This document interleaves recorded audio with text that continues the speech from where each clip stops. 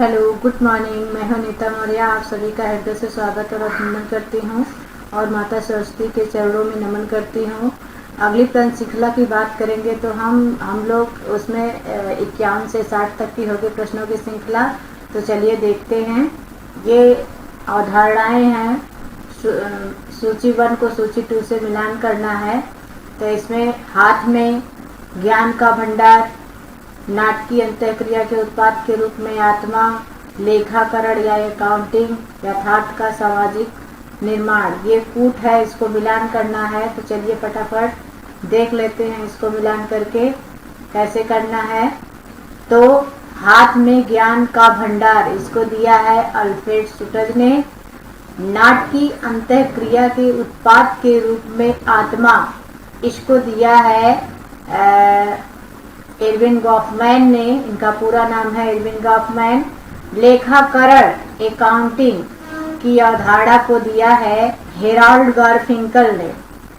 ये थोड़ा सा मिस्टेक हो गया है, हेराल्ड गारफिंकल रहेगा ये। और लास्ट है यथार्थ का सामाजिक निर्माण। यथार्थ का सामाजिक निर्माण हो जाएगा पीटर बर्जर और लकमैन। अब चलते हैं अपने अगले क्वेश्चन पे।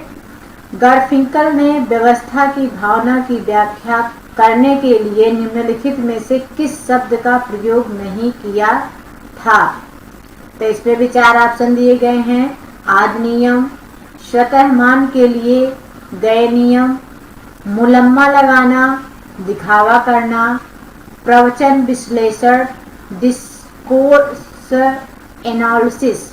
तो इसमें आद नियम ये भी है, स्वतः मान के लिए गए नियम ये भी हैं, मुलम्मा लगाना या दिखावा करना ये भी हैं, प्रवचन विश्लेषण ये इसमें नहीं होगा। 4 ऑप्शन इसमें ये सही हो जाएगा। चलते हैं अगले क्वेश्चन पे। सुटज ने जीव जगत की कतिपय विशेषताओं की दृष्टि से व्याख्या की है। एक गलत को चिन्हित कीजिए। जिसमें 4 ऑप्शन दिए गए हैं। यह प्रतिदिन के जीवन जगत का है, यह वहाँ विद्यमान रहता है, यह साझा और निजी है, यह अंतर विषय निष्ठ है। तो इसमें यह प्रतिदिन के जीवन का जगत है, ये भी सही है। यह साझा और निजी है, ये भी सही है।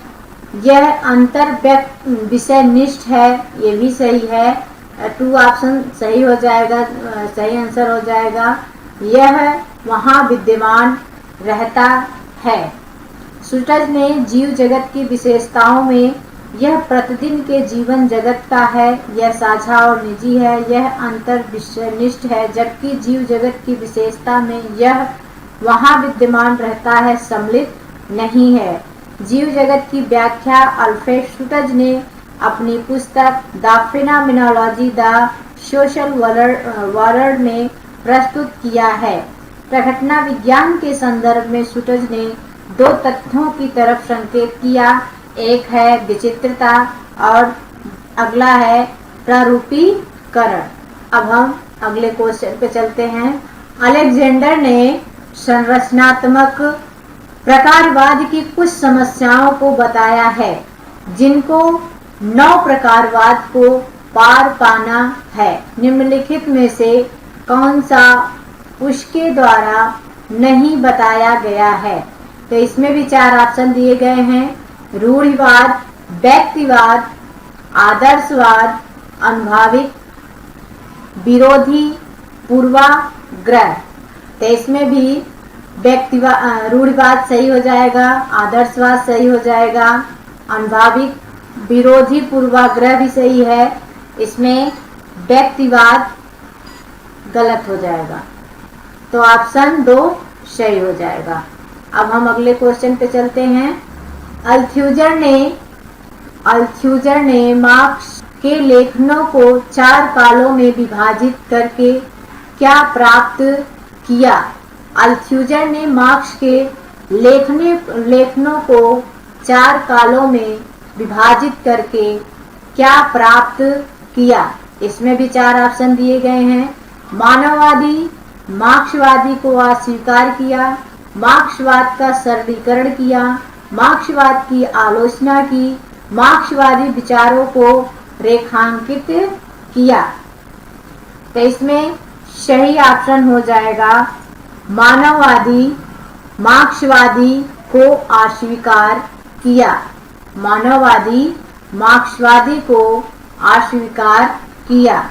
अब हम अगले क्वेश्चन पे चलेंगे। हेबरमाश ने समाज के 4 प्रकारों में संकट का विश्लेषण किया है। एक गलत को चिन्हित कीजिए। हेबरमाश ने समाज के 4 प्रकारों में संकट का विश्लेषण किया है। एक गलत को चिन्हित कीजिए, जिसमें 4 ऑप्शन दिए गए हैं। आदिम, समानता, पूंजीवादी, उत्तर पूंजीवादी। तो इसमें आदिम भी सही हो जाएगा, पूंजीवादी भी सही हो जाएगा, उत्तर पूंजीवादी भी सही हो जाएगा। इसमें समानता गलत हो जाएगा ऑप्शन, तो ऑप्शन 2 सही हो जाएगा। अब हम चलेंगे अपने नेक्स्ट क्वेश्चन पे। दरीदा के अनुसार भाषा है एक व्यवस्थित और स्थिर व्यवस्था, एक अव्यवस्थित और स्थिर व्यवस्था, एक अव्यवस्थित और अस्थिर व्यवस्था, एक व्यवस्थित और अस्थिर व्यवस्था।